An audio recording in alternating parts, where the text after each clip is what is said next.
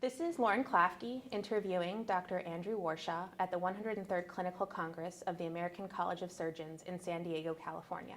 It's October 24th, 2017. Dr. Warshaw is Surgeon-in-Chief Emeritus at Massachusetts General Hospital and a professor of surgery at Harvard Medical School, Boston. His clinical interests have centered on diseases of the pancreas and gastrointestinal tract with a particular focus on surgical oncology. He became a fellow in the American College of Surgeons in 1974 and has served in many leadership positions at the local and national levels, including president of the college from 2014 to 2015. Thank you so much for taking the time to meet today, Dr. Warshaw. My pleasure. So to get us started, I wondered if you could talk a little bit about what prompted your interest in medicine and specifically surgery. That actually is a very traditional answer. My father was a surgeon. So I was exposed to surgery very early on and continuously. And quite frankly, you know, as I tried to figure where I was going to go in my life and my career, I couldn't come up with an alternative. So it was really a lack of imagination that led me into surgery. It actually more led me into medical school, to be specific. And in medical school, I toyed with a number of different alternatives. I had come to medical school again by default, thinking when I went to college, well, I'll do something really clever. I'll major in physics. And then go to business school and everybody will want me. And then I found that really didn't fit. So I went to medical school and then again, I shopped around. I toyed with obstetrics. I toyed with pediatric surgery. At the time that I was in medical school, the really smart kids went into medicine, and surgery was considered sort of, if you wanted to be a carpenter or something, and of course orthopedics was at the very bottom of that list. But in going through the various rotations in medical school, surgery was it. I mean, it just was it. And I think part of that was the sense that as a surgeon, I dealt with problems and could fix them. And at least perception may have been wrong, but my perception was in medicine, you sort of kept the shadows back but never fixed the problems. Person was a diabetic for life, whereas if a person had a surgical problem, you could deal with it, and the next day maybe it was, and that was much more satisfying. So it was an immediate gratification type answer, but that's who I am. I like the immediate gratification, and it worked. You grew up in New York, yes? Yes. And your father practiced there? And, yes. Was he at a larger hospital, or was no, this a very different era. Okay. I grew up, I was born in 1939, so we're talking about growing up in the 40s and 50s. And medicine at that time there was much more of a cottage industry. So my father had actually owned a small hospital in Queens, in the suburbs. By small, I mean, I think there were probably 25 beds. Wow. And he literally owned it, and he was the surgeon in that hospital. And that was my first exposure to surgery.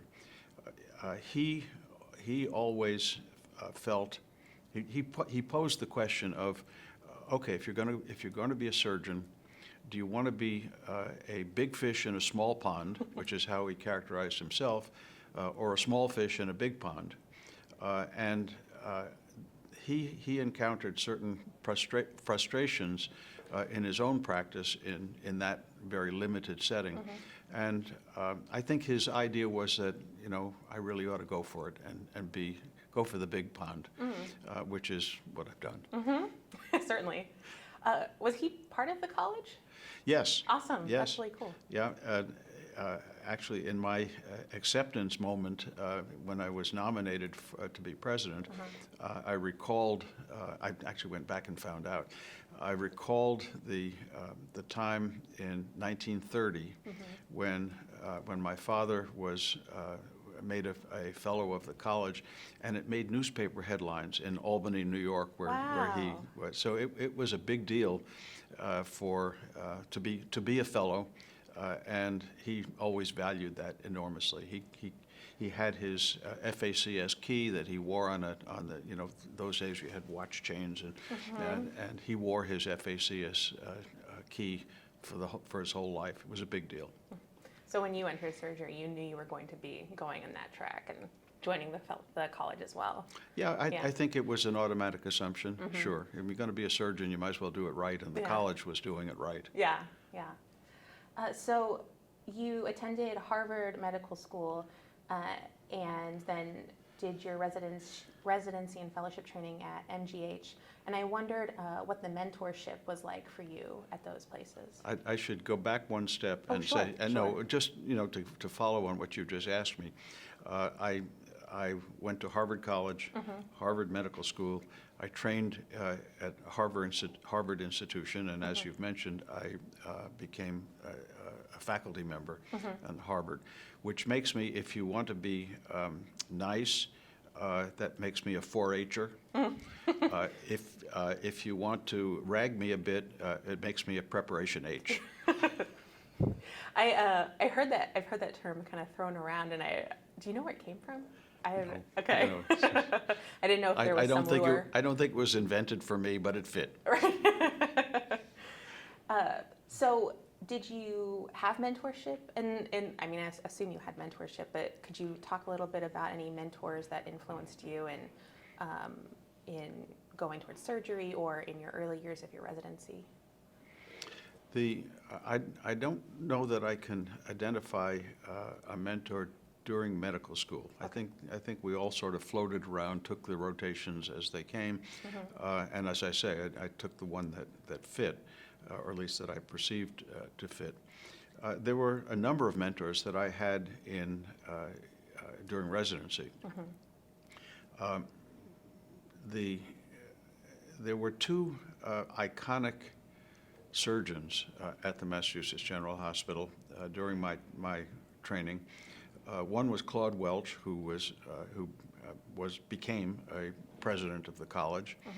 The other was Marshall Bartlett, who was he was contemporary with Dr. Welch, and actually was the first vice president of the college when Dr. Welch was the president. They were remarkable individuals. They were both superb surgeons, and we're talking about the 60s now. But they were very different. They were very different individuals with very different styles. So Dr. Welch, who had grown up in the time when surgery was much more dangerous, when the speed was of the essence, anesthesia was not as safe, he was a rapid, relatively rough surgeon, and it was, get the patient off the table as quickly as possible. And his results were superb, and he was known internationally. Dr. Bartlett was much more of a meticulous, not slow, but meticulous surgeon, very different style. They thought very differently about how to treat patients. In the course of my training, I sort of looked at the two of these. It was a tortoise and a hare kind of difference, and I looked at them and thought, okay, where do I fit in this? As an anecdote, they thought so differently about everything that I decided I want to find one thing that they agree on, just one. When you're a resident, you want black and white. What's the right way to do things? Don't tell me shades of gray. Just tell me what the right way is. So I spent months trying to figure out one thing that they agreed on.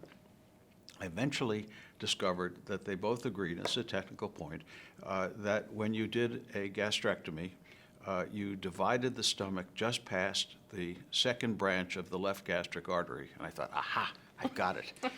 Until I realized that Dr. Welch counted down from above and Dr. Bartlett counted up from below, and there was about that much difference in how much stomach they took for, let's say, an ulcer operation. Yeah. So I never did find the one thing that they agreed on. But what I did find was that when I tried to operate like Dr. Welch, who could do it very well, I made a mess. It just didn't work for me. So my mentor, my icon, my model, if you will, was Dr. Bartlett. And I modeled my style of surgery after what I perceived as his style of surgery. And he became a close friend. He actually had been I think he had actually been assigned to me as a mentor during medical school, although that didn't, I didn't even remember it till I just said that now. But so he was sort of on my shoulder, if you will, all through. And the circle came around many years later when Dr. Bartlett was long since retired. He was now over 90, and he needed to have his gallbladder removed.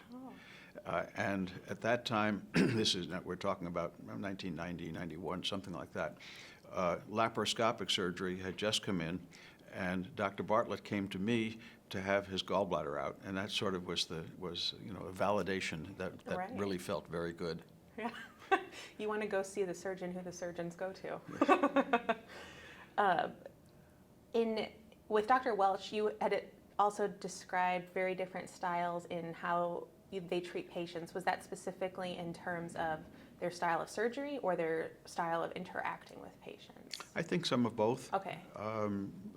Dr. Welch was also known to the residents as the Gray Ghost, Okay. which meant that when we were ready for his to make rounds when we were on his service.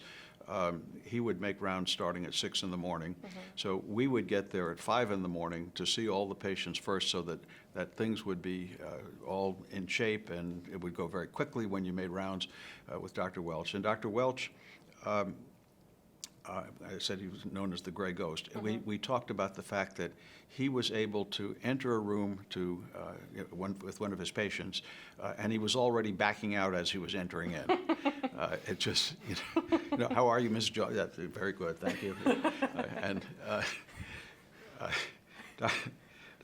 My other anecdote about Dr. Welch, which I remember very clearly, I, at one point in my career, was being sued for malpractice. Oh, wow.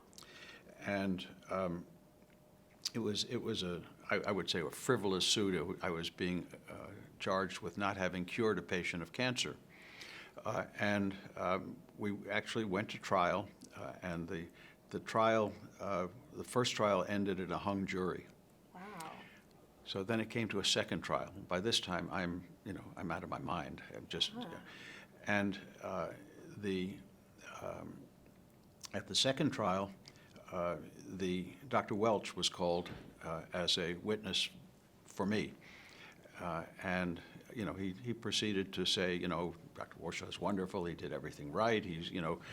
Everything's perfect. He walks on water. There's no problem, and all of this kind of stuff. And my lawyer said, "Thank you, Dr. Welch." And then he turned away, started to walk away, and then he turned back as if he just remembered something. He said, "Dr. Welch, don't I remember that when the Pope was shot in Rome, you were called to take care of him?" And I said, "Yes, thank you, that's all."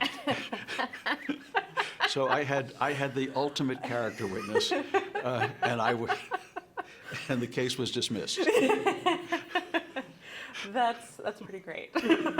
How far into your career were you at that point? The event had happened in about 1976 when. Oh, so that's pretty. Yeah, early. I came onto the faculty. I finished my residency, came onto the faculty in 1972. So I was very junior, and of course Dr. Welch was very senior. Oh yes, yeah. So you also did a fellowship at the NIH. Yes. Correct. So could you talk a little bit about the research you did there? So that was a little bit unusual for its time. Okay. the period of time we're talking about is the mid-'60s. Right. So I began my internship in 1963, and there were a couple of choices at that point for somebody in any form of medical training. But let's say surgery. One could roll the dice, see whether you got drafted, and if you got drafted, you might wind up being assigned to some very insignificant position where you basically wasted 2 years. That was the way we looked at it.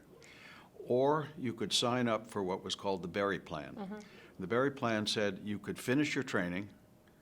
Instead of going in as a general medical officer after 2 years, you could finish your training and go in as a surgeon after 5 years.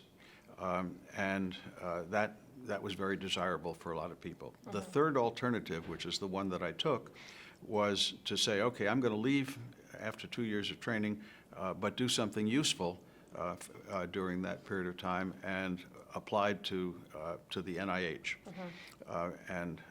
I was accepted but not in the traditional pathway that surgeons went to the NIH to go to either the surgical oncology branch or the cardiac surgery branch. I applied for and went into the gastrointestinal section, the GI section, which was all in medicine, not surgery. I remember when I first showed up there, I was the first surgeon to be in this particular fellowship at the NIH, and my boss would introduce me around and say, you know, this is Andy Warshaw. He's a surgeon, but I think he's okay. So I spent 2 years doing GI medicine, which had an enormous influence on my direction after that. Yeah. The kinds of things that I did there had to do with intestinal diseases, intestinal malabsorption. It by chance led to a particular patient who had malabsorption due to chronic pancreatic disease, pancreatic insufficiency. And so that was interesting, and I wrote about that. I wrote a paper about it, and it kind of was the first step down the pathway toward pancreas.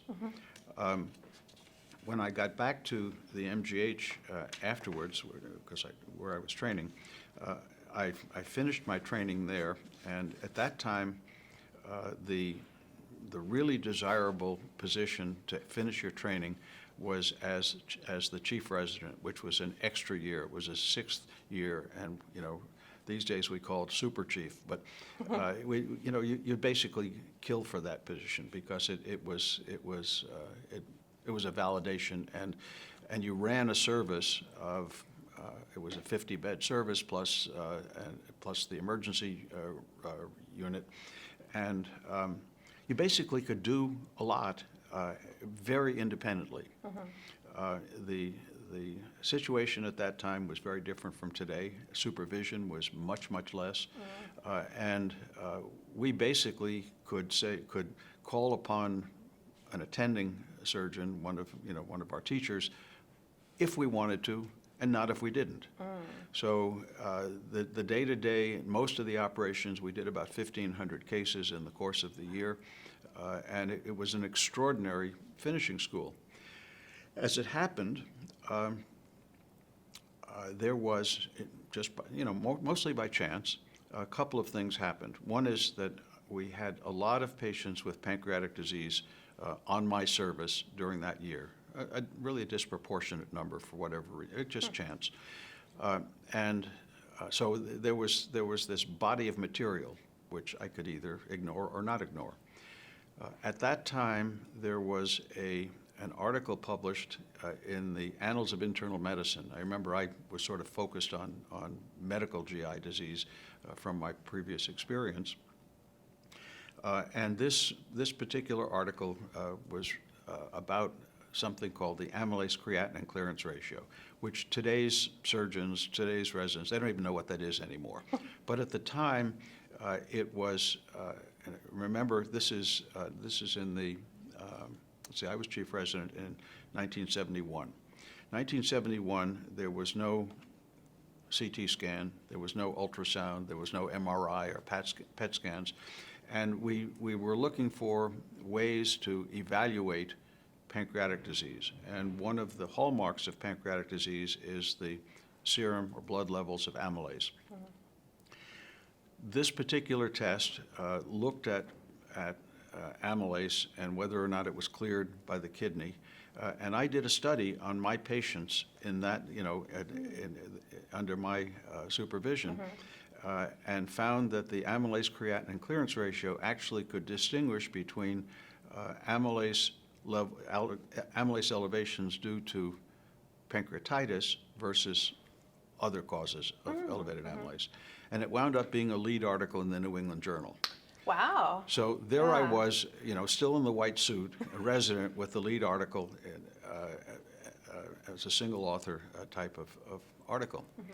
Well, I then had some other patients with another variation on the theme of pancreatic pseudocyst that was eroding into the spleen, and I had, half a dozen cases of those, and what that meant and the implications of it, and another New England Journal article. Wow.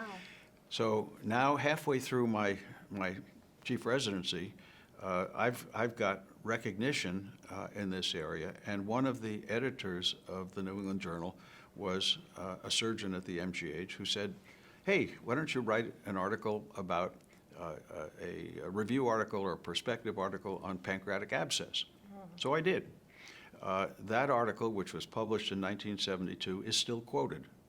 So by the time I finished my residency, people thought I was some expert on the pancreas. They didn't know I was, still wet behind the ears, just coming out of my residency, but it just went on from there. So by then I had sort of defined the fact that I was interested in the pancreas. I had some credentials related to that. And as I've been fond of saying since then, when people say, well, why the pancreas? The flip answer to that is, there were lots of colorectal surgeons around. There were lots of people doing had one organ or another. And my statement was the pancreas was the last organ that hadn't been taken. So I took it. And it was an organ that nobody wanted. It was an organ that wasn't a lot known about it because, again, we didn't have those imaging tests to know. And so the natural history of pancreatic diseases, whether cancer or pancreatitis, really very little was known. And at that time, there were others who had the same perception about the pancreas. There was also the statement that was commonly said, as a surgeon, you, especially as a surgical resident, you eat when you can, you sleep when you can, and basically you keep your hands off the pancreas, and because it was viewed as a dangerous organ that with terrible consequences of messing with it. Okay. But there we were in the early 70s, and there were just the beginnings of these imaging tests, ultrasound, CT, and so on. And there was a cadre of young surgeons, all of whom were coming out of their training at mostly, within a year or so of each other. So there was John Cameron, there was John Ranson, there was Howard Reber, there was Ed Bradley. We were all very close, and independently, the same kinds of decisions were being made, like, okay, I need to do something, nobody else wants this one, I'll do it. So around the country there was this, we started to call ourselves the pancreas mafia, that, basically young Turks who were picking on this particular organ. Now, the other aspect of that is that since all of these techniques for really evaluating the pancreas had not yet come into play, there were no facts. And if you don't have facts, you have lots of room for opinion. And if you have opinions, they don't have to be the same opinions. So people like John Cameron and John Ranson and Howard Reber and I, anytime one of us would present a paper, the other 4 or 5 in this disparate group would get up to the microphone and say, "You don't know what you're talking about. You know, that's not right. I know better." And this went on for years until facts began to accumulate. We had the imaging, we began to learn, we were all writing about the natural history of the diseases. And when you start to have facts, you know, facts are facts, except for alternative facts.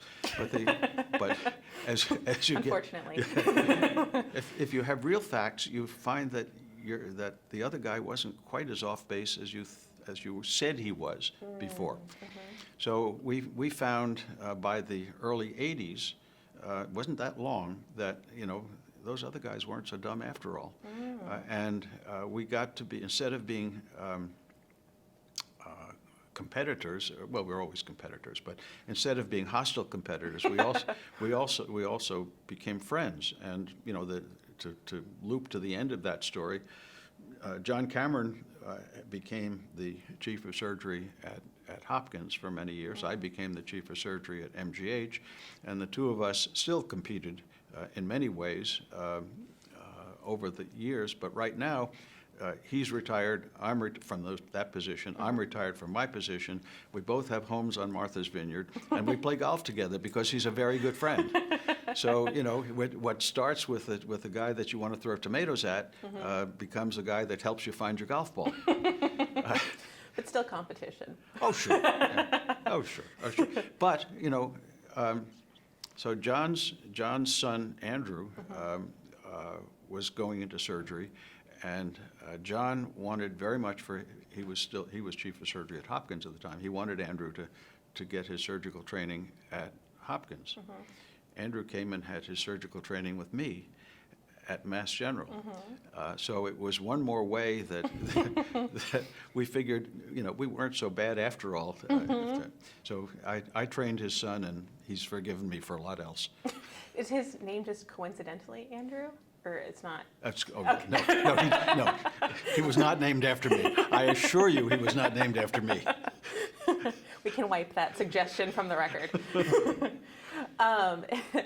In terms of what you had mentioned previously about having no facts and then lots of room for opinion, it kind of put in perspective for me thinking forward in what the discussion we're having about your presidential address on Dr. Codman, and thinking about those numerical studies he was doing and how that is kind of part of your surgical career as well. It's something that strikes me. I don't know if that was intentional or not, or just.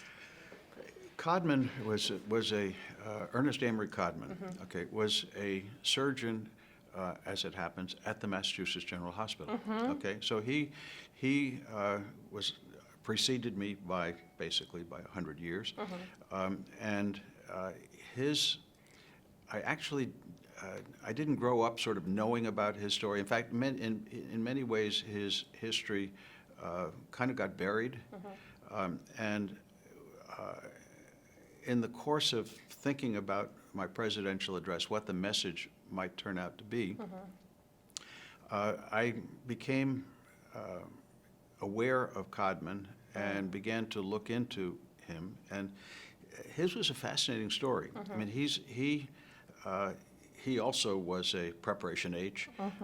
He went to Harvard College and Harvard Medical School, and actually, while he was in medical school,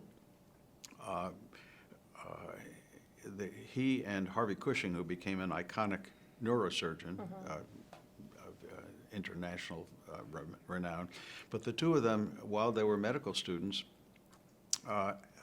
in those days, the medical students gave the anesthesia for an operation. And in this case, the patient died in the recovery room. And the two of them were devastated by that, and decided that, they noted that, basically you put somebody to sleep with ether and you sat there till the operation was done and then woke them up if they were going to wake up. But they decided that they really needed to follow what was happening to the patient more closely. Very simply, follow what's happening with their heart rate, pulse, taking their pulse, or blood pressure, or respiratory rate. And they started keeping a chart. And those so-called ether charts were the first anesthesia records. So Codman, as a medical student, invented, if you will, what has become a standard for 100 years. He was a pretty, he sort of knew what he wanted to say, and he was not shy about saying it. But that idea of finding out what was going on guided him. He came on staff at Mass General, and in those days, sort of almost like what's happened with the anesthesia, you operated on a patient and then you discharge him and goodbye. But Codman felt that we really needed to know more than that. You needed to find out what happened to that patient, not simply while he or she was in the hospital, but what happened afterwards. What did the operation work? And if it didn't work, or if there were a bad outcome, why? Was it something you did or something you didn't do? Was it an error in judgment, an error in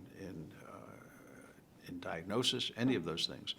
And so he concocted what he called the end result idea. And that meant you had to look at every patient and dissect out, analyze what was going on, what had happened with that patient, especially if things didn't go the way they were supposed to, and not simply while they were in the hospital, but and not simply for the month afterwards, but he actually kept track of them for years, as long as he could.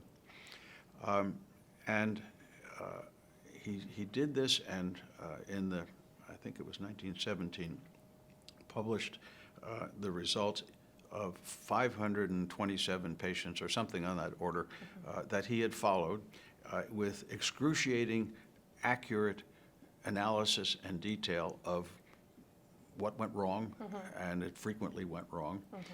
And you think about it, you would never publish a book like that today, because the malpractice lawyers would be all over you for saying, I screwed this one up, I did that wrong, and I had the wrong diagnosis, and I messed up the operation. But that was all put there. He felt that everybody should do this, that this was the right thing for patients. This is what you do to improve care. And one of his absolutely perfect statements is, the whole idea of this is to set standards, and the whole idea of standards is to raise them. And he felt that everybody should do this. And furthermore, at Massachusetts General Hospital, they weren't doing it. So he went to the trustees of the hospital and said, we need to do this, and promotion at this hospital shouldn't be based simply on seniority or who you know or those kinds of things, but should be based on outcomes. They were not happy with that because they didn't want their dirty laundry aired, I guess. And so out of protest, he quit. He said, if you don't change, I quit. They said, okay, so he quit. And he moved up the street about a quarter of a mile away and opened a 12-bed hospital, which he called the End Results Hospital, but sort of become known as the Codman Hospital. And those 500 patients were patients at the Codman Hospital that he then treated. And that was the criterion. If you wanted to practice there, that's what you had to do. I thought, he has, without going into all of the details about Codman, he is a major part of the history of the American College of Surgeons. In fact, was one of the founders of the American College of Surgeons. And in thinking about him, I thought that was a terrific focus for what I wanted to say to the initiates. The presidential address, whatever else it does, is to the initiates sitting in front of you at the convocation. And to talk about honest evaluation of what you're doing, knowing what you're doing, measuring what you're doing, so that you can make it better, I thought was a very appropriate message for the initiates. And so that's how I constructed, that's the way I directed that address. Okay. Okay. Yeah, because I was just I was really interested in the way you kind of did some of that in your own career in terms of looking at the pancreas and doing the numbers on is the amylase secretin ratio? Yeah, amylase secretin. Yeah. So doing that kind of numerical review and kind of enacting that same kind of idea, I think that Codman had. In 1974, you became a fellow at the college, and I wondered if you can recall any of your early meetings at the college, relationships you established, and, or if you already had relationships based on, obviously, your position at MGH and Harvard, but also maybe from your father's time in the college. My father was long since passed away. Okay. So he was, when I said that I heard that, or I found that he was made a fellow in 1930. That was a late discovery. Okay. So it didn't have anything to do with him. Okay. As a young surgeon, there are all these great men above you. They're famous. They're wonderful. But they're very distant in many ways. And I would say that in the early years of the college, I like other young surgeons would come, be in awe of what I saw, but there wasn't I certainly had no idea whatsoever of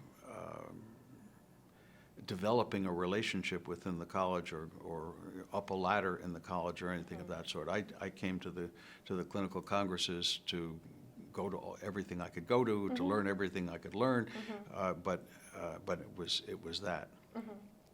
Well, and my question was also thinking about any relationships you established with perhaps surgeons at other institutions, or if there were any mentor-mentee kinds of relationships that you had in the early No, years. I don't think there were any. I don't remember any mentor particularly, but you certainly met other surgeons and developed relationships, and of course those others who were interested in the same things that you were interested in.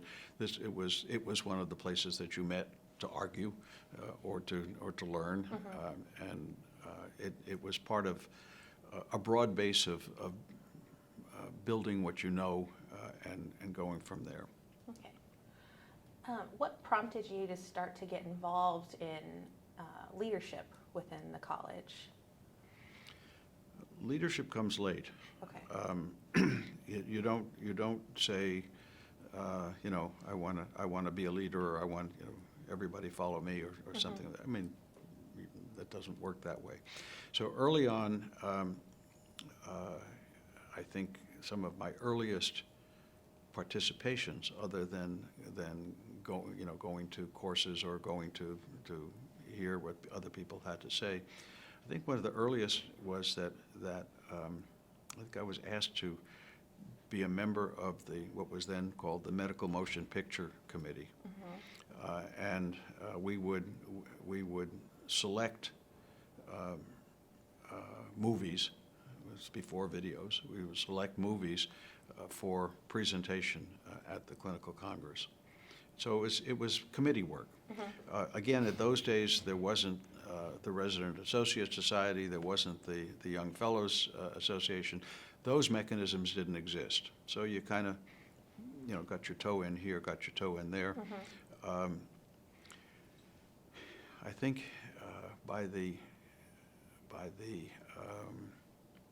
somewhere in the mid-'80s, I think a big step up was I was appointed to committee on, it was called the Conjoint Council on Surgical Research.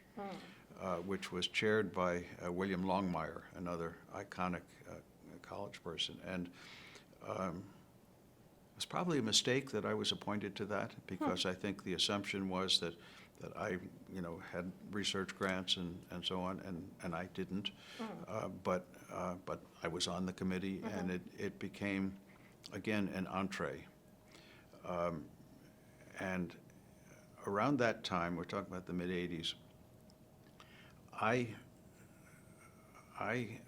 really had no interest in doing other than what I was doing. That is, being a surgeon, doing I was doing clinical writing mainly, some laboratory work related to pancreatitis mainly, and I thought that's what I wanted to do. I mean, being an administrator, being a department chair, being, doing all that committee stuff was not what I thought.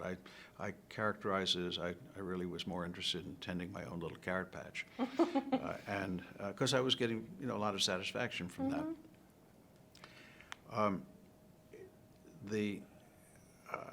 The next thing that sort of happened was that I was asked to look at the position of chief of surgery at Stanford. This was in 1988, 89. I mean, I was still, in my opinion, very young and quite inexperienced. I really didn't have any substantial administrative background at all, but there it was. And I actually, I think I went out to Stanford about 6 times. Oh, wow. And took the opportunity to learn what it took to run a department, to go find out from people at Harvard Medical School and others about what the financial basis for something like that would be. So I learned a lot, and I got offered the job. I accepted the job, and shortly after I accepted the job and told my boss, Jerry Austin, that I was going to go, I got the letter from the dean, and the dean from Stanford, and it was so different from from the circumstances that I expected that I backed out. Oh, okay. And 3 days later, the great earthquake hit that area, and the building that I was going to be given for the Department of Surgery was condemned. So I figured God had spoken, It just said, Wow. the decision was a good one. So I stayed where I was. Yeah. And you ask about mentors. I think during that period, as the 80s and 90s, Jerry Austin, who was the chair of surgery at MGH, was most certainly a mentor and a guide. And I think he took a personal interest, and I would meet with him and learn from him frequently. I was made initially the chief of gastrointestinal surgery, the associate chief of the department, all of which sounds wonderful, but was totally meaningless. I had no authority. I had no responsibility. Everybody thought I had something really good, but I pretended that, but it was of no consequence whatsoever. But it did ultimately lead to being considered for the position that I eventually got. So in terms of having those positions and saying that they were meaningless, was it like a recognition of your work, or what? What is the purpose of it, I guess? Well, it's like wearing one of these buttons. Okay. It has a certain recognition. That actually, what broadened my view more than anything else was, I was a member of the New England Surgical Society, and the New England Surgical Society appointed me as a governor to the college. Around the same time, I was elected to the American Board of Surgery. Those two positions really changed my perspective enormously. So there was something much bigger than my carrot patch, and it really opened up to me the idea that, there were concerns, there were needs, there were issues in the broad world of surgery that I really hadn't paid much attention to before, but now I was. Again, it was sort of, okay, all these things are there, they need to be done, somebody's got to do them, I'm learning how to do them, and I wanted to do them, rather than simply, doing surgery was great, not that I would ever stop that, but there were issues involving the profession of surgery that I now had a handle on, or had an insight into, and so it all went on from there. Can you speak to what those issues were when you became part of the New England Surgical Society, or as the governor and then on the board? Well, there always were issues of how doctors interacted, how doctors got paid, the education of surgeons, what that format would be, what the content of that would be, and all of those things were true. I think a big inflection point came when I was a governor. So this was now by the late 90s, and I became the chair of the Socioeconomic Issues Committee of the Board of Governors, and most of what you heard from the governors and most of what was before that committee was the economic part of socioeconomic. There were people, there were issues of and complaints and unhappiness and what the government was doing and what Medicare was doing and all of this kind of thing. And I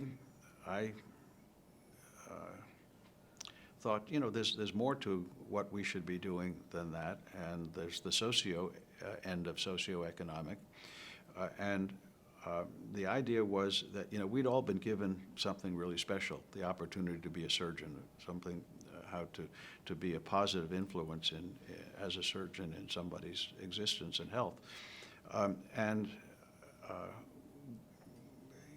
Aside from it, we're paid well, the idea that you got to complain because you need more wasn't exactly where I was sitting. I thought, we ought to be thinking about how we can give back. And so as I went around to different areas and to different chapters of the college, I began to ask, how many of you in effect give back? And I don't mean simply treating patients who can't pay, but how many of you actually step out of your normal habitat, out of your normal uniform, and do something either domestically or internationally? And I was amazed to find how many surgeons, I'd ask people to raise their hands, and a third of the people of the surgeons in the audience would do that. So we started, I got a group together from the Harvard School of Public Health, and we started doing surveys and focus groups of surgeons, and found that very many of them were doing extraordinary things. There was a cardiac surgeon who, unbeknownst to his partners, was going into the inner city once a week to work in an indigent clinic, not cardiac surgery, doing what we would call primary care. There was a woman, Sylvia Campbell, who was a saint, working out of a trailer in Tampa, taking care of the homeless. There were many people who were going abroad, often either mission-based or based on what their ancestry was. So people going back to the Philippines to treat patients there, or to India, or to Africa, or wherever. But it was out there, but it wasn't organized. So we put together a program that became Operation Giving Back, and that was in the 2001 or thereabouts. I don't have the exact date in mind. We hired a young surgeon, Kathleen Casey, to administer it, and basically started a clearinghouse and a mechanism by which surgeons could figure where they wanted to go, either domestically or internationally. And that has grown quite strong. So Operation Giving Back is now a major function of the American College of Surgeons, and it has gone beyond the simply surgeons going to areas of distress or needing extra surgeons, but it's gone also to, at the moment, for example, there are plans to establish training programs in Eastern Africa, Eastern and Central Africa. It's really been quite an excellent thing. At the same time, we didn't want to ignore the issues of the economics of surgery and medicine, and based on what I'd heard from other groups, I thought, gee, maybe we ought to have a political action committee, because that we needed to have some way of influencing our representatives in Congress. It turns out that the college per se is a 501c3 organization, which means it's a charitable and educational organization, and P.S. you can't have a PAC. So in order to have a PAC, and there were other reasons for doing it as well, we the college, developed a parallel 501c6 organization, which allows you to run a business or have a PAC, and to run the 501c3 through it. That's all technical. But the bottom line was that we now could do political action and finance it. And that's been one of the drivers, not the only one, for the development of our health policy division in Washington. In creating the PAC, I'm interested in why there was the need to create the PAC on top of, I suppose, some of the advocacy work that I would assume, but I could be totally wrong, that the organization might have already been doing. Do you know what I mean? Yeah, well, first of all, before becoming a 501c6, there are strict limits on how much the organization could spend on advocacy at all. I'm going to say it was $1 million limit, but which sounds like a lot, but it isn't. And the second thing is, it's all well and good to say this is what we think is good for the American public, this is what we think is good for surgery and the profession and so on, and that doesn't get you into congressional offices. There's a reality to that. There's a reality to the fact that, as some have said, what every representative does every day is work to get elected next time. So if you want them to help you, you have to help them. And so the PAC became an entry mechanism, not paying for votes, but helping the representative that you want to see your position and to take your position, to be in a position to do that. It's a I'll hold your hand, you hold mine. Returning to Operation Giving Back for a moment, you had given a talk at, I think it was a pre-health conference for to-be medical students or potential medical students, and you had mentioned your daughter Abigail's work on Project Amazon, and I didn't know if that was a partial inspiration for Operation Giving Back, or if that kind of happened at the same time, or no. Actually, Abigail, who is a physician's assistant and actually works at Mass General, this was hers. And it was her involvement in Amazon Promise is what it's called, where she helps. She leads an organization that delivers primary care to small remote villages upriver on the Amazon. That really has been the last dozen years or 15 years. So it's after Operation Giving Back, not related to it. Okay, okay. Well, I guess I didn't know if you seeing her do this work had an influence on you to kind of look at it through surgery, or if it was Possible. Okay. I'd like to think that it's the other way around. Okay, That, yeah, that her seeing me do it might have had some influence on it. Okay. But I'll give her total credit. And then in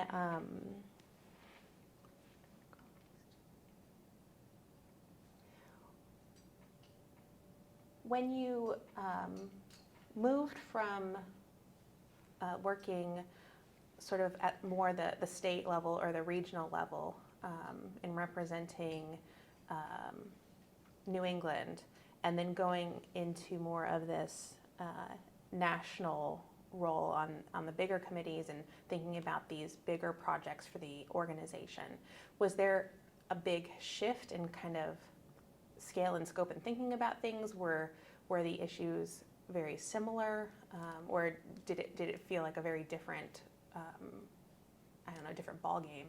I suppose. No, I think it's seamless. Okay. The issues are not different on the regional versus the national level. They're just, in some cases, you're talking to different people, but you're trying to accomplish the same things.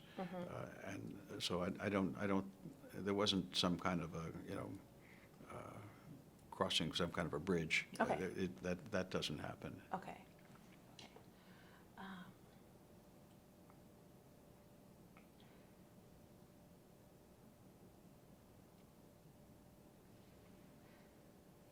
And then, so we talked about Emory Codman and about how you were using that as a means of addressing the initiates.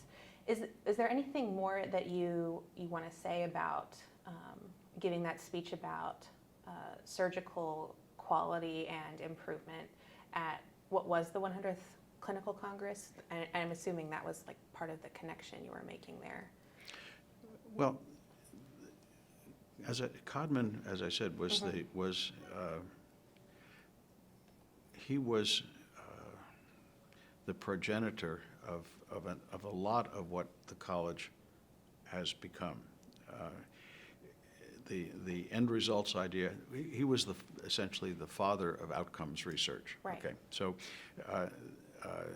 that has been important. The second was what he did with the Hospital Standards Committee became the Joint Commission. So it was another thing that he did, and the whole it all rolled up into quality, and not only from Codman, but that has been the theme that the American College of Surgeons has really taken on over the years, progressively, increasingly, and to the point, if you ask me, the single most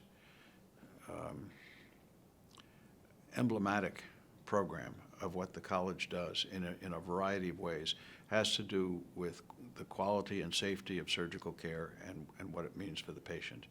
So it's not only Codman, Right. but it in some ways started with Codman, but it's what we're all about today. So in your role as president of the college, you and many others have talked about it as an ambassador role. And I wondered if you could talk a little bit about what you were trying to accomplish as an ambassador and how you were reaching out to other chapters, both nationally and then internationally. So it's a wonderful privilege to be the president. You, among other things, you get invited to all kinds of great places and have the chance to meet great people. And other than the chance to have nice parties, it is also a chance to talk to people, find out what it is that they aspire to, what it is that you have in common, and also maybe where there are differences. So on the international level, many of the places that I went to as president were not, yeah, sure, I went to Europe and I went to Canada, but they're doing pretty darn well on their own. But in many of the other places in Asia, in South America, they, to greater or lesser degree, have their struggles trying to figure out how to deliver better care, how to develop their workforce, how to train surgeons in a better way.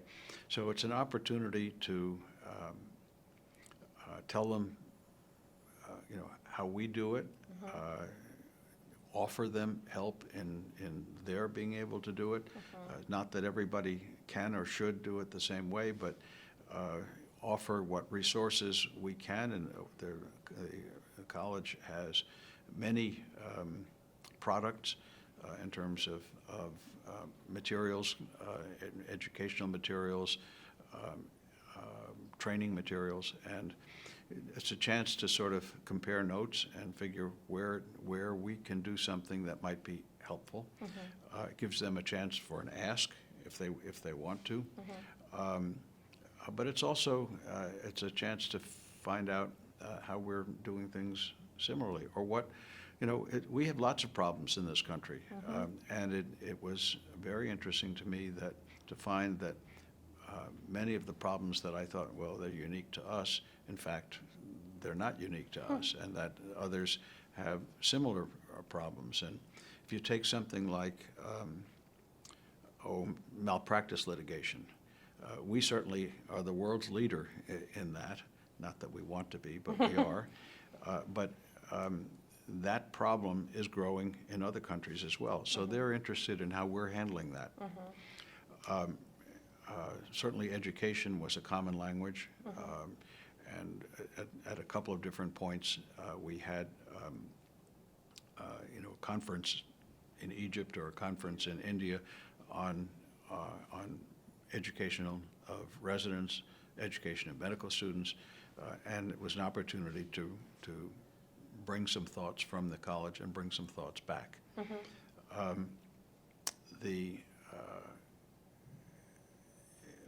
But it's also a chance to make friends, make contacts, and it has, not just my year, but as a continuum, it has resulted in more and more international surgeons valuing the idea of being part of the American College of Surgeons. So the growth of our international segment of fellows is by far the fastest growing component of the fellowship of the college. In my year, I think it was 25% of the new initiates were from abroad. I think it's even more this year. And what that does is change the conversation about global surgery, about what the needs of global surgery are, about global surgeons. And it's an opportunity, not necessarily one that always works, for improving surgical care elsewhere if we can bring something that they don't have already. In talking about the exchanges that you were having in other countries, are there any that particularly stand out to you that were really fruitful or eye-opening, just generally and specifically memorable experiences that you'd like to share? I don't know if anything. I think that the discussions we had around developing surgical education were probably potentially the most meaningful. And there was a group called that has met several times, and I hope it's still meeting, called the International Surgical Leaders Group. It was mostly the presidents of international surgical organizations. And one of the elements of that is that there were a group of countries that said, we need help. And they were often those that have the most economic challenges, and then there are a group of countries that say, we can help. And they're most often the ones that have plenty of resources and are most highly developed.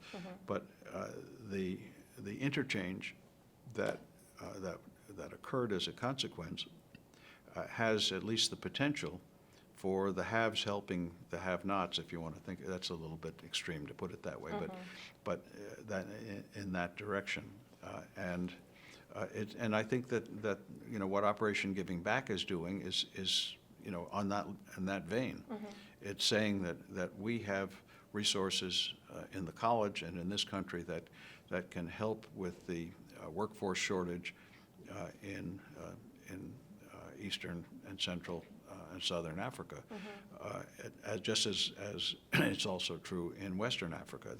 They're different. They're different sets of countries. But it's sort of, what have you got that you can use to help those who don't have it? And that kind of awareness, I think, was for me a major part of my international travels. Going to a place like Hong Kong, which is highly developed, has plenty of resources, it's really nice, it's very enjoyable, but the opportunity to, other than to talk about pancreas or give them my lecture, and that's nice for them, but I don't think it has the same kind of potential impact that dealing with countries that really need our help can have. Have you gone on any projects with Operation Giving Back in any of the many countries that it works with? I haven't done it abroad. I continue to work with Operation Giving Back and head a couple of or participate in a couple of their committees. So support, but I haven't. I'm not practicing surgery any longer, so that for me to go to someplace and I'm told, oh, come on, you remember what you can go and do the basic stuff, which is basically true. But I think at in my stage of life, maybe I can help here more than I can help there. Yeah. Well, and I know you had mentioned that they're in the process of developing some training programs, so I didn't know if there was any education as well that was happening. Well, I think although I haven't done it yet, it looks like I may be heading in that direction. Oh, cool. So one of the things that I have done for the last couple of years, and I'm doing, is that I head the leadership course, Surgeons as Leaders of the American College of Surgeons. And this past spring, at the last course, we actually had the president and the vice president of what's called COSECSA, COSECSA. It's the Colleges of Surgeons of Eastern, Central, Southern Africa. Okay, it's that group of I think there are 12 countries involved. So the president and vice president were at our leadership course, and they thought it was terrific. And now we're going to continue to have COSECSA representatives, or maybe Western African representatives, come to participate in this course. But now they've said, okay, that's all well and good, but we need to spread this. So next year, their meeting is in Kigali in Rwanda, and they want us to come and give the leadership course there. Wow. For their, to a broader swath of their surgeons. And plans are not yet set, but it's possible that will come about. And if it comes about, then I might find myself in Kigali. Wow. What are the origins of the Surgeons as Leaders course? Is that, you said it's only a few years old? Or? No, actually, it's about. I've only been doing it for a few years. Okay. The college has a number of courses that are similar. There's surgeons as educators. There's the mentoring. There's residents as teachers and leaders. This is one of those courses. I think it's probably about 15 years old. Okay. It's because of it. It's very hands-on. So we take 60. We do it once a year. There are 60 students, if you will. And it's always vastly oversubscribed. This morning, as a matter of fact, we had our alumni breakfast to talk about, okay, how have you used what you learned at the course. But the idea is, I guess it starts with the idea, as an anecdote that I give them. It was actually read, it's not mine, about the tourist in some small town saying, were any great men born here? And the old man who answers says, no, only babies. And so, the concept is you learn to be a leader. You're not born to be a leader. There are certain characteristics you can develop, but you have to want to do it and develop the skills to do it. And some people can do it better than others, and some people are more interested in doing it than others. But in this course, we take individuals. We've taken people as surgeons who are as relatively raw as, let's say, 6 years out of training, all the way up through full professors. But people who are saying, I'd like to realize more potential than I have now. How do I do it? What are the techniques, or what are the ideas, or what are the behaviors of leadership that can allow me to do more of what I think I want to do? And that's the nature of it. It's not a course about accounting or financial management or any of those things. It's behavioral. Well, and because I'm thinking about studies on leadership, but also how that might be presented in a way that is very specific for surgeons, being that it is presumably presented by surgeons. So how you might take those materials and then kind of spin them with your own personal experience and talk about leadership in that way. I don't know if that's something that happened. No, that is right on. Okay. That's a precise focus on what we do. So first of all, this is the only course. There are lots of leadership courses, lots of them. I mean, everybody does a leadership course. I mean, Mass General does a leadership course. There are, I think last year I found the statistic that there were 2,000 books on leadership written in a single year of 1999 or something. Yeah. It just happened to be the number that I found. So, I mean, everybody's got something to say on the subject. This is the only course given by surgeons and only by surgeons. So the faculty are all surgeons. We have faculty who are community surgeons. We have faculty who are department chairs. We've got retirees like me. It's people who in one way or another have been there, done that. And when you talk about leadership, it's not only about leading a department or leading a company or something of that sort. It can be leadership within your practice group. It can be, if you're a surgeon in the operating room, you've got to be a leader. There are leadership skills to how one behaves as a surgical team in every circumstance. So it's that kind of concept that we try to engender. And what are the characteristics that are helpful or not helpful? I mean, for example, a big one is listening. Okay, it's not command and control. It's listening and developing consensus and getting the team to work with you and not be dragged along. I mean, that's just one aspect. But it may be leadership. How do you use your leadership to accomplish a certain project? So we introduced how do you use, going back to Codman, how do you use your leadership skills to make people interested in and participate in quality programs, which is not necessarily easy to do. How do you, if you want to rise in your organization, whatever that is, what is it that will take? Then we introduce another concept, okay? Some people say that surgeons are natural leaders. I think that's pushing it. But there are, if you're doing it well, there's something to that. But increasingly, what we're finding is that surgeons are rising into non-surgical leadership positions. So it may be as dean of a medical school. It may be, and there are a number of those. It may be as the CEO of a major practice plan.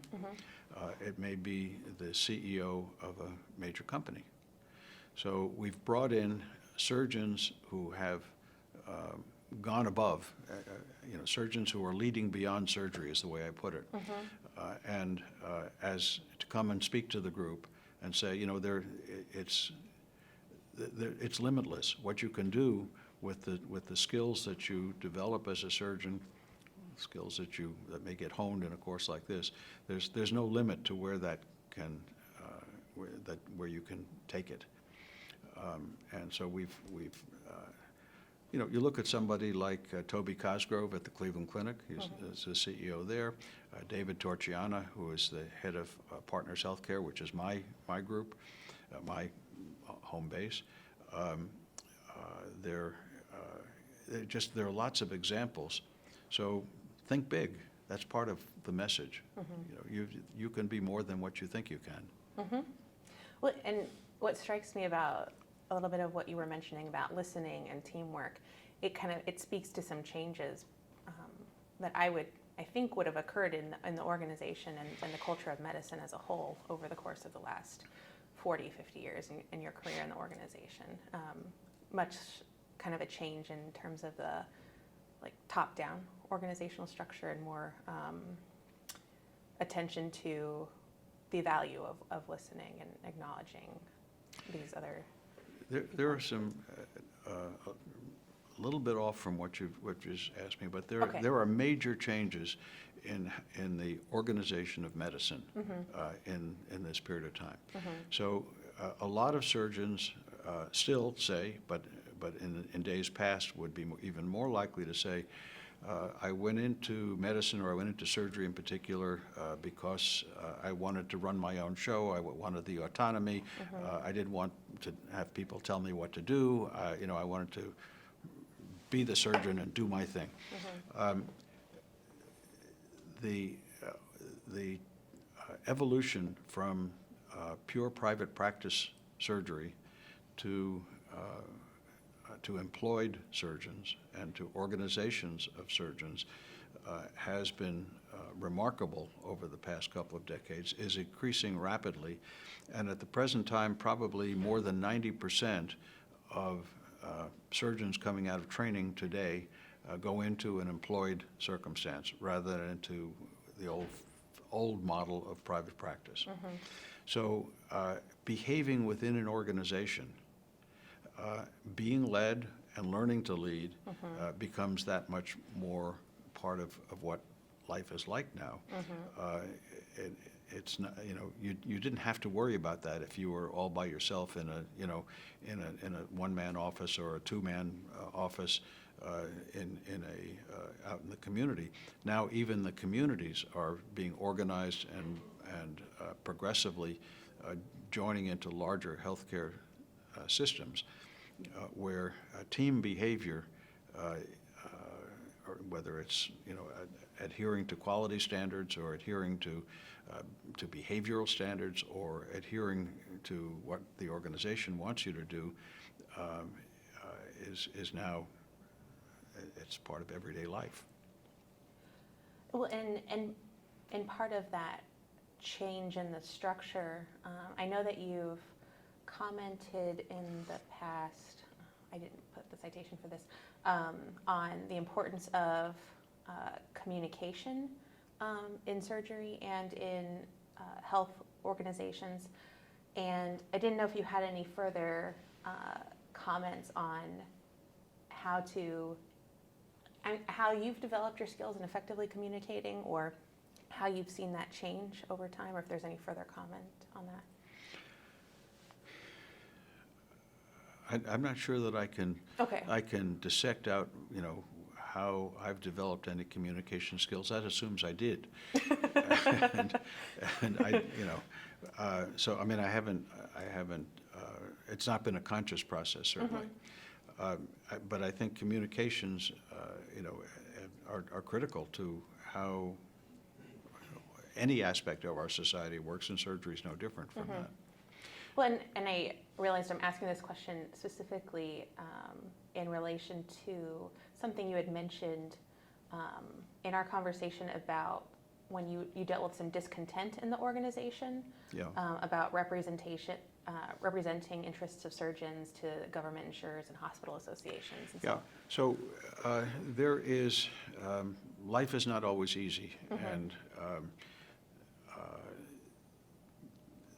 increasingly there is perceived burden on not just surgeons, but in this case we're talking about surgeons, where especially those who went into surgery thinking, okay, I'm going to be autonomous and on my own, and nobody's going to tell me what to do, and that's great.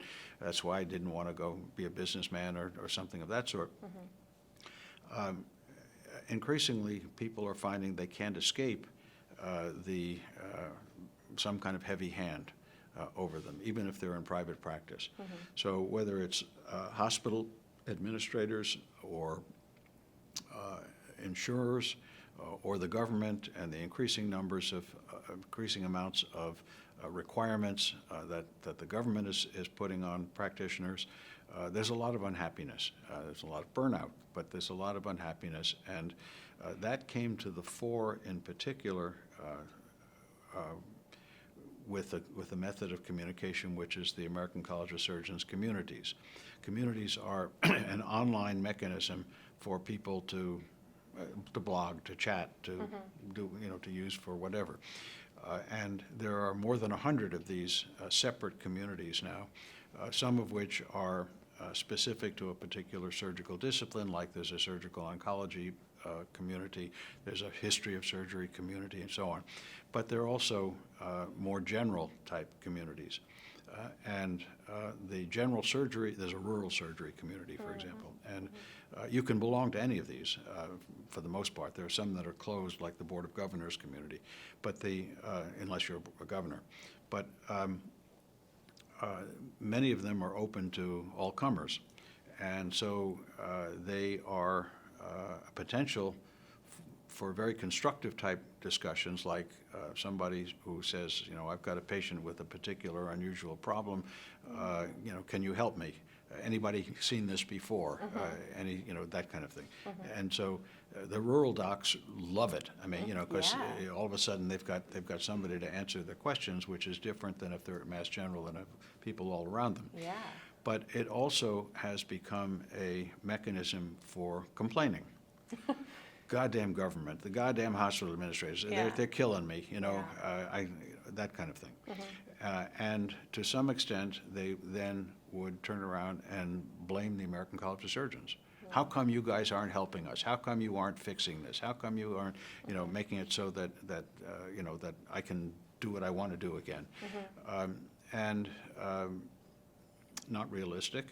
It's not, that's why we have a PAC, that's why we have these other things, but those things don't happen automatically, and maybe they won't happen at all, and maybe it's not the right question. So when I was president, the clamor got very loud, and there were a few individuals in particular whose names keep popping up almost on a daily basis, sometimes more than once a day, with these complaints, and it was sort of stirring the pot constantly. And I decided that rather than ignoring it or simply adding my own blog saying, you guys have it wrong or something of that sort, I decided a face-to-face meeting would be, chancy, but worth a try. So we invited anybody who wanted to, and specifically reached out to some of the loudest complainers to say, come, let's meet, let's talk about it. And I said, let's go, let's have a back and forth about it, and invited them to come to meet at the clinical congress. Brought along, I brought along the chair of the Board of Regents. I brought along David Hoyt, the executive director. One or two other leaders. We didn't want to overwhelm them, so there was somebody at the other side of the table, not just me. But that turned out to be a very positive dialogue. There were those among them who were very articulate, and they had a very strong point of view, but it wasn't unreasonable. So it kind of diffused things for a while. Some of the loudest critics were friendly for a while. This kind of thing doesn't, it's not a one-time fix. So that conversation has to continue to go on. And it's followed other pathways since then. So maintenance of certification lately has been one of the major areas of concern and unhappiness. So we also bring in people who will try to answer it. Some of this has, you have to be able to edit. So it's got to be civil discussion rather than, calling people names or using bad language or those kinds of things. But that's possible too. So that happened there. I mean, just today, again, I mentioned that we had this alumni breakfast for the Surgeons as Leaders course. And we were trying to think of, how we could have an ongoing discussion that would be helpful in their career development. And we decided, okay, we're going to have an ACS community for the alumni of this course. Now, this will be a closed, this won't be everybody. This will be limited to the alumni. But it will allow somebody who says, I really am having either a problem with what I want to accomplish, or I need some advice about something or other in my career trajectory, for not me to answer, but for the other members of the group to chime in and say, I had that problem, and we fixed it by, I dealt with it in such and such a way successfully, and here's what. So communication, again, can be made very positive. It doesn't have to be only for complaining. I don't know if this is going off topic, but I wondered if any of the dissenters, I guess, were in leadership positions within the organization, or if they were kind of complaining off to the side, or I guess I'm wondering how actively they were participating in trying to make a change within the organization. It's a good question. Most of them were not in leadership positions, almost universally not. They were off to the side, as you put it, and were not doing anything constructive with their complaints. And I've found that they may have very strong political views. Right. And a lot of it is I don't want to characterize what those views are, but they come from a certain political spectrum, and they are. I find that when people get involved and get into at some level leadership, or at least become knowledgeable in a broader way, they become much more reasonable. They understand the complexities of the issues, not simply the very polarized views. Right. Well, and one of those right now, for example, is about gun control, as you might imagine. Yeah. Okay, so just saying that, you can, the fireworks start, as well as the people saying, on the one hand, there's reasonable things that we need to be considering, and it's not about, ripping the gun from my cold dead hand, Charlton Heston said. I'm trying to remember now, has the college started to talk about gun control in relation to surgery? Because it's very related to the work that you all would Absolutely be seeing. correct. So the college has had a set of principles around around firearms, I think originally since 1992. This is not something new. Right. And it was restated and then republished. It may have been more than once, but the most recent iteration was in 2013. And what those set of principles say is not you shouldn't have a gun. It's not about Right. the Second Amendment should be repealed or Right. anything of that sort. It's around mental health checks. It's around high-capacity magazines, around assault rifles, rather than, it has nothing to do with even carrying pistols or having rifles or anything of that sort. And it has to do with being allowed to study the problem. Right. So in 1996, the Congress passed a law that said they would not fund, you were not allowed to even study the problem. In Florida, there's a law that says a pediatrician cannot ask a mother, do you have a gun in the house? And I mean, that's sort of blindfolding the problem, and it doesn't allow for solutions. So the college has said, let us at least figure out some rational approaches to injury prevention, not to gun control's the wrong word. The college has been very much involved. It didn't start, but been very much involved with a program called Stop the Bleed, which has actually worked with Homeland Security and so on. And that started after the massacre in Newtown when all the school kids were shot. And it started with a group called the Hartford Consensus, and I've been part of that. And it's now rolled out to hundreds of thousands of people who've taken training in bleeding control, which is terrific, except that it's after the fact. And how about preventing bleeding rather than simply stopping it? And as you point out, who's more involved in that than surgeons, trauma surgeons? I mean, the people who took care of the victims in Las Vegas were surgeons. So the debate within the college now is, and within our Washington office, the health policy division, is how can effectively we use our principles to make some kind of change that will reduce the burden of injury, not prevent it. You can't prevent it. I mean, a lot of the firearm deaths are suicides, and somebody's going to find a way to do it if they want to do it. But it's more the Las Vegas, the Newtown, the crazy guy who shoots 3 people, and doctors have been the victims as well.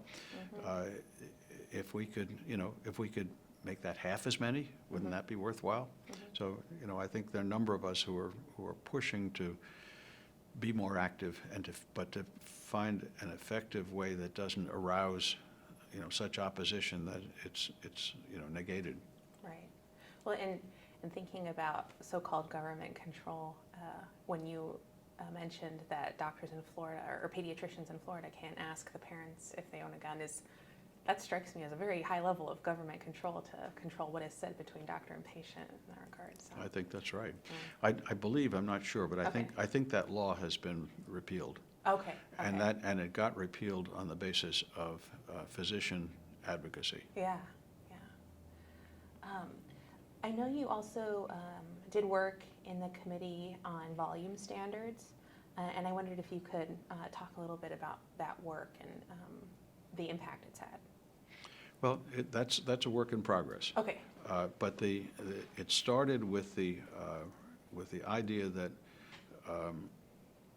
certain kinds of surgery, certain complex operations, and I think one of the paradigms has been pancreatic resection. Okay, complex operation that not many people do frequently, and there was a movement, a public movement that says you shouldn't be allowed to do a pancreatic resection or esophageal resection or a rectal resection or an aortic replacement unless you have done some particular number. Like if you haven't done 25 last year, bariatric operation, if you haven't done 25 last year, you shouldn't be allowed to do it. And there was a fairly high-profile public statement, and it got labeled the Volume Pledge, which said, where they tried to get it was University of Michigan, Hopkins, and I think it was Dartmouth was the third. But they basically said, everybody ought to take the Volume Pledge. And the practicality of that is very difficult either to justify or to implement.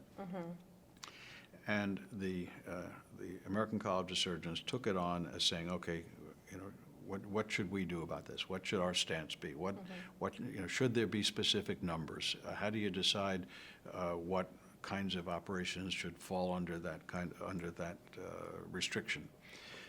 And so we had this committee. It started as being called the Volume Standards for the reasons that we've just talked about, and it's broadened into developing a comprehensive or pretty comprehensive statement about credentialing and privileging. So it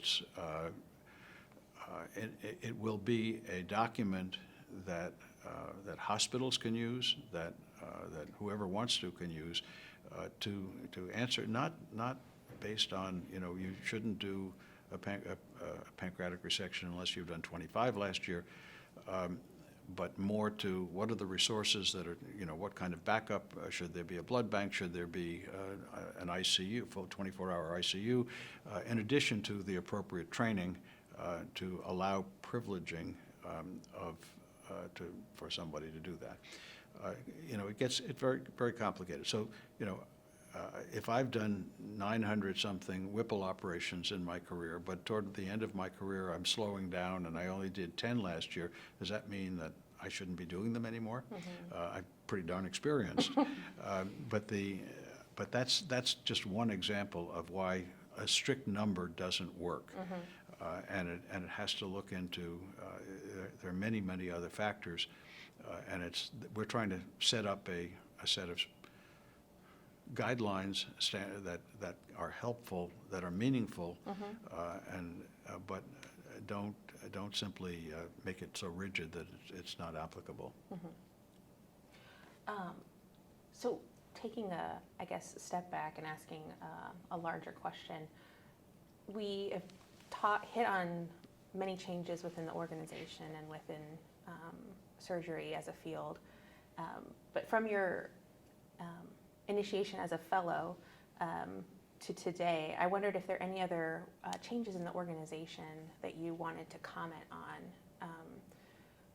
We've talked about size, impact of technology, both in practice and then in communicating. We've hit on some changes in education and standards, but I didn't know if there was anything else that you wanted to bring up.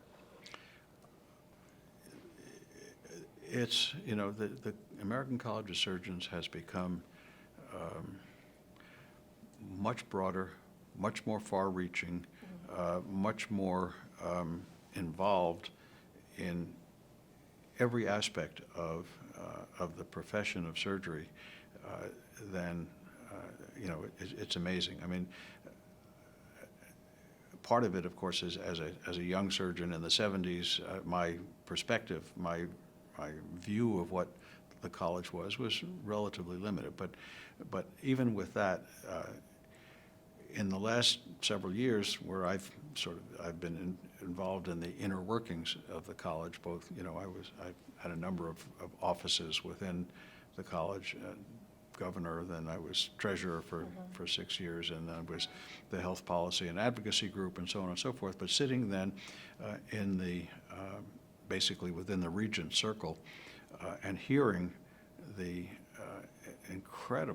absolutely incredible range of activities of what the college is involved in.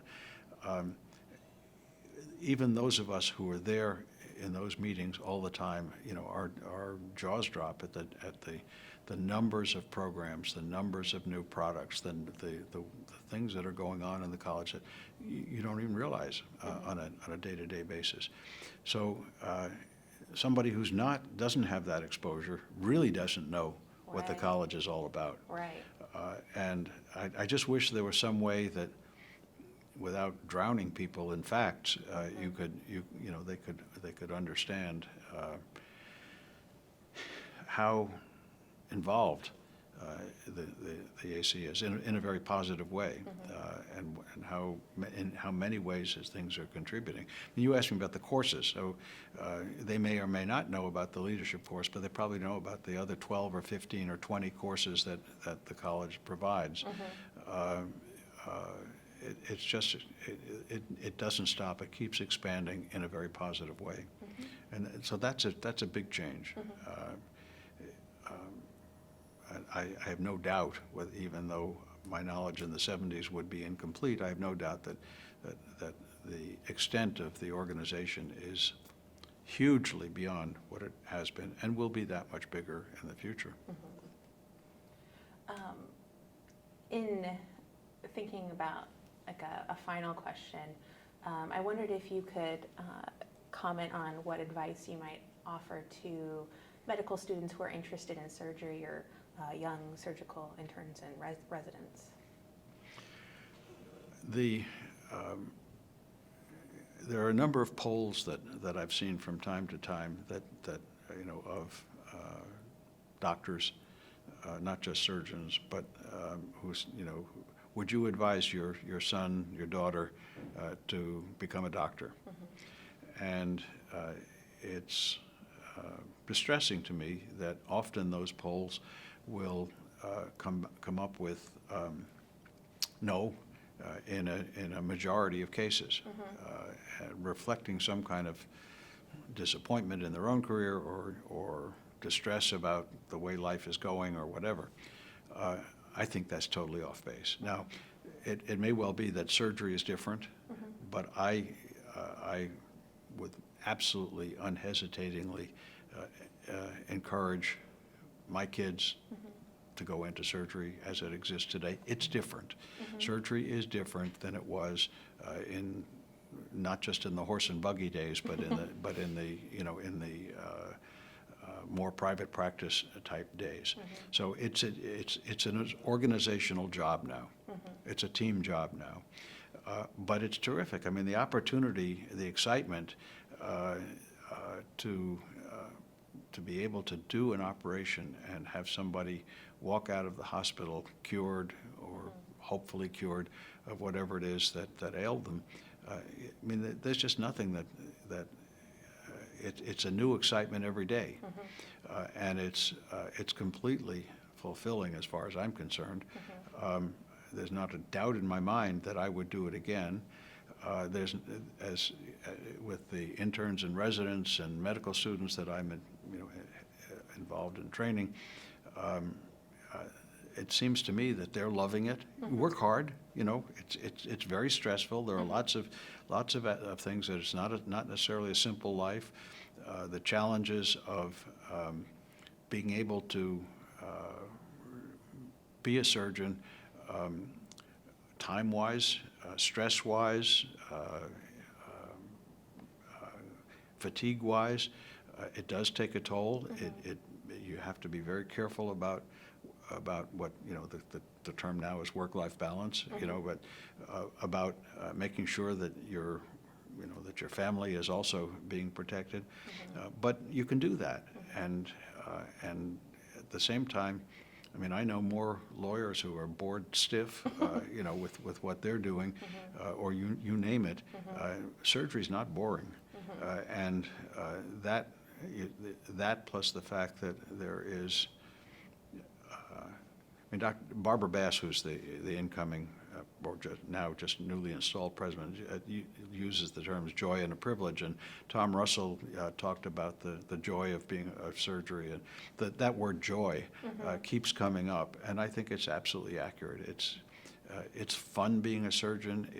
I can't think of doing anything else that would have been as much as satisfying. So, no question in my mind. Those who choose to do it, go for it. I've got to think that the clinical congresses are also nice times to reflect on that too, because you get bogged down by that in the day-to-day, and to be reminded in those speeches of the joy and privilege. It's nice. I had a terrific experience yesterday that is sort of reflects what you've just said. One of the things that I still do with the college is that I'm on the board of the ACS Foundation. So yesterday we had our annual luncheon, and other than sort of thanking everybody for giving money and all of those kinds of things, the invited speaker was a young woman, surgeon, who is at the University of Pennsylvania, and she talked about her career in not just surgery, but in surgical research, and she was thanking the foundation for supporting her work, especially early on, giving her a start. I trained her. Wow. And so she flashed a picture up there of her as a finishing resident with me in the picture, and then specifically shouted out, thank you to me for getting her started along this role. Well, let me tell you, that felt good. Yeah. And so a lot of what at my stage of life is okay, fine, I've had the joy of doing it all these years. Now I can see the people that I've trained, or the people that I've helped in some way or another, hopefully, flowering in their own way. Yeah. And that's a whole additional layer of joy and thanks. Yeah. Well, so it's not just the immediate gratification of Oh, the surgery, oh. but it's a long-term gratification. That's to right. that. Yeah. Well, so is there anything else you wanted to add to what we've talked about? Anything you wanted to bring up in our conversation? Not off. Okay. If you've got something else, stimulate me. I respond better than I do. Okay. Well, those are all of my questions. So just thank you so much for taking the time to meet with us today. Good. I hope it serves the purpose. Yeah. Thank you.